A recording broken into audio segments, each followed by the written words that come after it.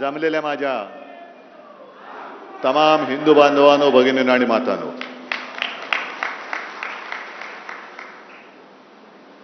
पावसाळ्याची नुकती सुरुवात होते. पावसाळा लांबला होता आणि आपण सगळे ग्रामीण भागातले आहात. अनेक जण इकडे शेतकरी असतील, आहेत का रे? तुम्हाला सगळ्यांना धन्यवाद देतो, कारण तुम्ही तुमची शेतातली कामं सोडून इथे आलात आणि पावसाळ्याची आपण वाटच बघत असतो.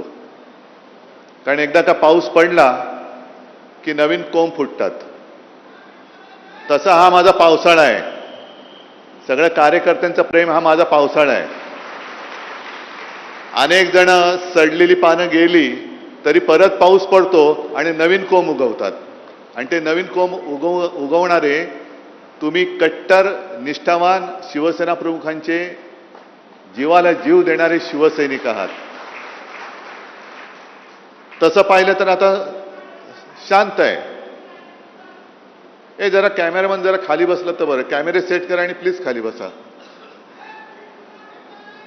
सांगतो येतो.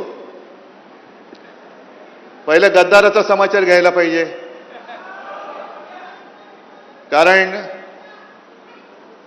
कारण हे गद्दार काही वेळेला माझी चूक होते आणि म्हणून पहिल्या प्रथम माझं कर्तव्य आहे की माझ्या सांगण्यावरून जे तुम्हाला मी एक बुजगावणं दिलं होतं त्याला अक्षरशः रक्ताचं पाणी करून समोरून पावसाचा धबधबा पडत होता तरी देखील कशाची तमा न बाळगता तुम्ही निवडून दिलात. त्याच्याबद्दल मी तुमच्या सगळ्यांची तर माफी मागतोच, पण तमाम या यवतमाळ आणि वाशिम लोकसभा मतदारसंघातील मतदारांची माफी मागतो की तुम्ही केवळ आणि केवळ शिवसेना प्रमुखांचा चेहरा आणि माझा शब्द या भरोश्यावरती या गद्दाराला निवडून दिला होतात. पण आपण त्याला मतदान करताना बोटाला काळी शाई लावलीच, पण त्यांनी गद्दारी करून आपल्या विश्वासाला काळं फासलेलं आहे. आणि याचा जाब विचारण्याचा अधिकार तुम्हाला आहे. जाब विचारला पाहिजे. शेवटी गद्दारांच्या कळपात गेला.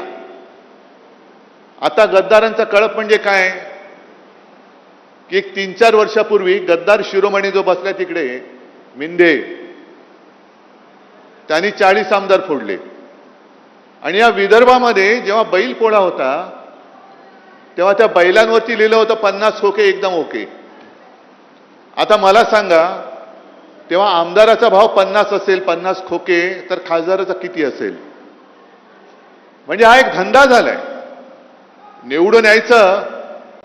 असा शेतकरी, आता तू बोललास ना रे दादा, पीक विमा मिळालेला नाहीये, हमी भाव मिळत नाहीये, पण निवडून यायचं, आपला हमी भाव वाढवायचा आणि विकून टाकायचं सगळं काही.